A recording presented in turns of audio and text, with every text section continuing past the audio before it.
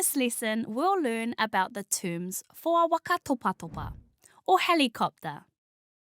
I'm pretty sure the word topa topa is an onomatopoeia, which is the sound of the blades, or pākau.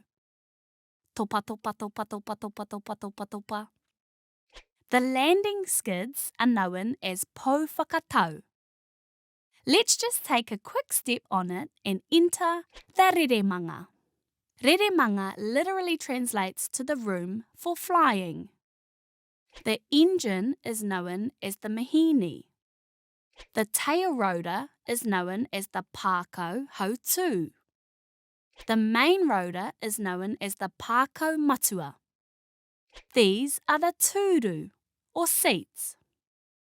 I'm sitting in the tūru pāhihi, or passenger seat, because I have no idea how to fly a waka topa topa.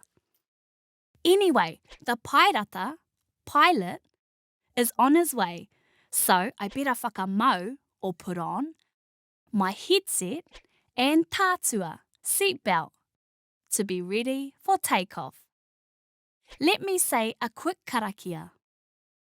Kia aio te rangi, kia aio te whenua, kia aio te moana, kia aio ahau I roto I taku rerenga, kauparetia ngā kino te rā, riakina kia mahea, kia wātea, kia rarau, te hinengaro, te wairua, te ngākau.